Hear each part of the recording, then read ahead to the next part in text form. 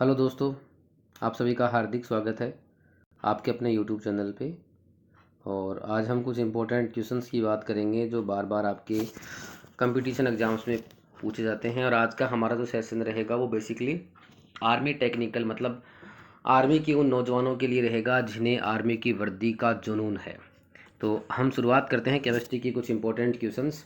पहला आज का हमारा क्वेश्चन है, ओजोन गैस का रंग होता है।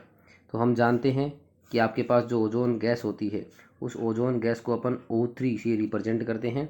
और O3 का मतलब क्या होता है हमारे पास से, O3 का मतलब क्या होता है, एक बार वापस मैं रिप्रेजेंट कर देता हूँ यहाँ पे। O3 का मतलब क्या होता है कि आपके पास ये ओजोन का अणु है। अब ये जो ओजोन होती है वो ओजोन परत मिलती है आपकी समताप मंडल में मिलती है। कहाँ मिलती है? समताप मंडल में मिलती है। और इस समताप मंडल को अंग्रेजी भाषा में स्ट्रेटोस्फियर कहा जाता है। क्या कहा जाता है? स्ट्रेटोस्फियर कहा जाता है। अगर हम यहाँ पे बात करें कि ओजोन जो होती है वो ओजोन परत क्या करती है, तो ओजोन परत सब जानते हैं कि अल्ट्रावायलेट या पैराबैंगनी जो विकिरणें होती हैं उनसे बचाने का काम करती है। हम क्वेश्चन पे आएंगे अभी एक बार, हमसे रिलेटेड कुछ पॉइंट्स की बात कर रहे हैं यहाँ पे। तो ओजोन जो होती है वो ओजोन क्या होती है, अक्सर टूट जाती है ऑक्सीजन के अंदर और एक हमारे पास नवजात ऑक्सीजन में टूटती है। ये जो आपका ओजोन का अणु था ये टूट गया ऑक्सीजन, और ये जो आपके पास बना हुआ है O परमाणु, ये कौन है? नवजात ऑक्सीजन है। तो यहाँ पे क्या होता है, इस नवजात ऑक्सीजन बनने के कारण ये ओजोन कैसी होती है? ऑक्सीकारक प्रकृति की होती है। कैसी होती है? ऑक्सीकारक प्रकृति की होती है। ठीक है, तो प्रश्न एक अगर आपको ये पूछे कि ओजोन की प्रकृति कैसी होती है तो ऑक्सीकारक। सेकंड क्वेश्चन अगर आपको पूछे कि ओजोन परत कहाँ पाई जाती है तो हमारा आंसर क्या रहेगा? समताप मंडल। तीसरा क्वेश्चन अगर आपको कोई ये पूछे कि ओजोन परत का काम क्या होता है तो ओजोन परत जो सूर्य से आने वाली हानिकारक विकिरणें हैं जिन्हें अपन अल्ट्रावायलेट या पराबैंगनी विकिरणें कहते हैं, जो क्या होती हैं, बहुत ही ज़्यादा ऊर्जा वाली विकिरणें होती हैं, उच्च ऊर्जा वाली विकिरणें, उनसे बचाने का काम करती है कौन? ओजोन परत। अब अगर आपको पूछे कि ओजोन गैस का रंग कैसा होता है तो हमारा आंसर क्या रहेगा कि ओजोन गैस का रंग नीला होता है। अगर नीला ऑप्शन में नहीं होता और हल्का नीला होता तो हम उसको आंसर क्या कर देते हैं? हल्का नीला कर देते हैं। ठीक है दोस्तों, सेकंड क्वेश्चन की बात करते हैं। हमारा सेकंड क्वेश्चन है, कैथोड किरणें मुख्यतः बनी होती हैं। तो हम जानते हैं कि कैथोड किरणें, तो देखो एक होती हैं एनोड किरणें, दूसरी होती हैं कैथोड किरणें। इन दोनों में फ़र्क किस चीज़ का होता है? कैथोड किरणें जो होती हैं उन कैथोड किरणों को अपन बीटा किरणें भी बोलते हैं। और ये जो बीटा किरणें होती हैं ये बीटा किरणें बेसिकली इलेक्ट्रॉन्स की बनी होती हैं। किसकी बनी होती हैं? इलेक्ट्रॉन्स की। अगर हम एनोड किरणों की बात करें तो एनोड किरणें जो होती हैं वो बेसिकली अल्फा किरणें भी कहा जाता है इन्हें। तो हम अगर आपको ये पूछें कि कैथोड किरणें किसकी बनी होती हैं तो हमारा आंसर क्या होगा? इलेक्ट्रॉन्स की बनी होती है। ठीक है दोस्तों, अब आगे बढ़ते हैं अपने नेक्स्ट क्वेश्चन की। नेक्स्ट क्वेश्चन है, चांदी का कौन सा लवण फोटोक्रोमेटिक कांच में काम में लिया जाता है? तो भैया हम जानते हैं कि ये जो AgI है वो AgI क्या है हमारे पास? सिल्वर आयोडाइड है। क्या है? सिल्वर आयोडाइड है। और ये सिल्वर आयोडाइड हम किस में काम में लेते हैं? हम जानते हैं कि सिल्वर आयोडाइड का जो लवण होता है ये हमारे पास काम में लिया जाता है AgI। आई मतलब आ जाओ, कौन आ जाओ? बरसात की बात कर रहे हैं। मतलब जो आर्टिफिशियल रेन होती है, कृत्रिम वर्षा होती है, उस कृत्रिम वर्षा के अंदर कौन होता है आपके पास? Silver iodide. दूसरा क्वेश्चन दे रखा है, ऑप्शन है AgBr, इसे क्या बोलेंगे अपन? सिल्वर ब्रोमाइड बोलेंगे। और सिल्वर ब्रोमाइड को अपन कहाँ काम में लेते हैं? तो आपने पढ़ा होगा फोटोग्राफी जो होती है उस फोटोग्राफी के अंदर सिल्वर का ब्रोमाइड काम में लिया जाता है। तीसरा ऑप्शन ना पढ़ करके हम एक और चौथे ऑप्शन पे आते हैं। AgNO3 को अपन बोलते हैं सिल्वर नाइट्रेट। और इस सिल्वर नाइट्रेट का सामान्य जो नाम होता है उसमें इसको लूनर कास्टिक भी कहा जाता है। क्या कहा जाता है? लूनर कास्टिक भी कहा जाता है। और इस AgNO3 को हम काम में लेते हैं चुनावों के अंदर, शाही जो लगाते हैं, चुनावी शाही जो बोलते हैं, उस चुनावी शाही में कौन होता है आपका? AgNO3 होता है।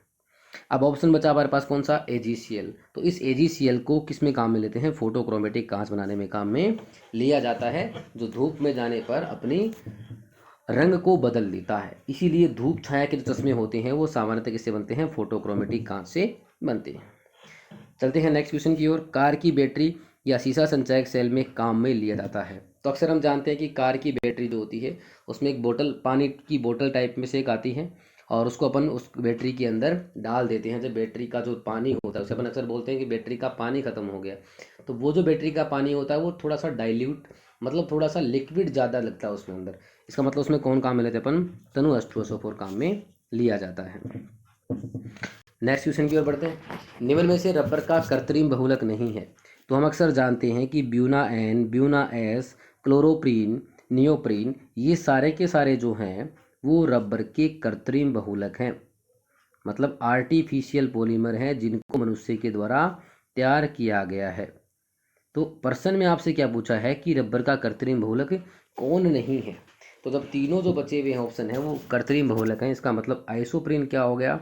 इसका प्राकृतिक बहुलक हो गया, नेचुरल पॉलीमर हो गया। तो हमारे पास प्राकृतिक बहुलक कौन होता है रबर का? आइसोप्रीन होता है। तो आंसर क्या हो जाएगा इसका? आइसोप्रीन।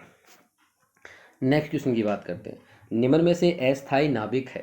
तो हम जानते हैं कि आपके पास पहला ऑप्शन प्रोटियम गिवन है, तो और प्रोटियम को अपन रिप्रेजेंट करते हैं 1H1 से।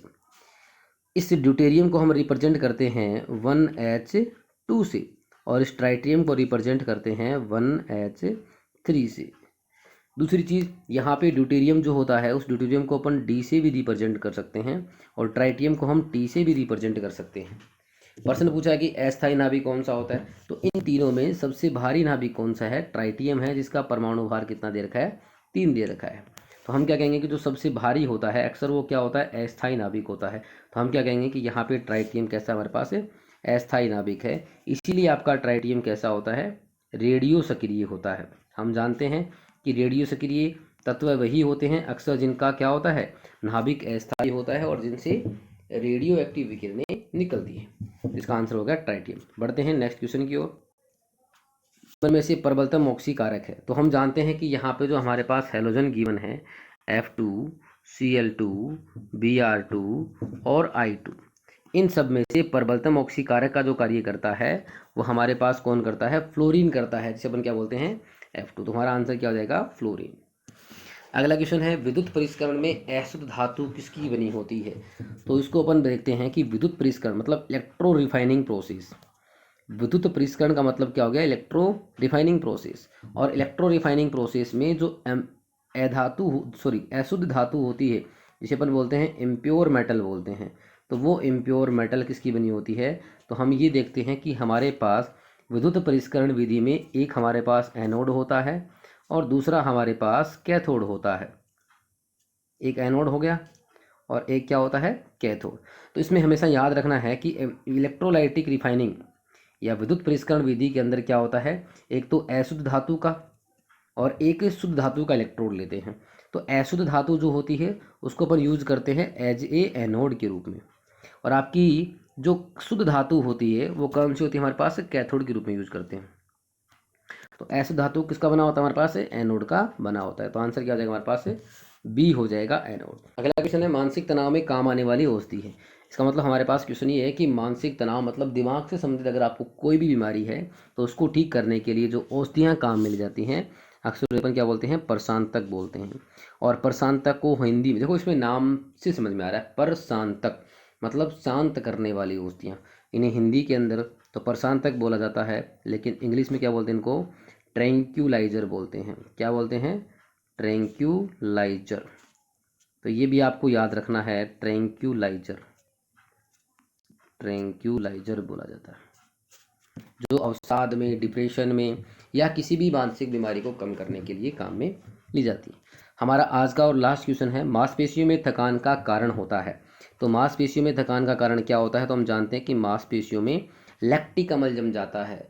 और ये लैक्टिक अम्ल क्यों जमता है? तो यहाँ पे याद रखने वाली बात ये है कि मांसपेशियों में अवायवीय श्वसन होता है, और ये अवायवीय श्वसन के कारण ही क्या होता है?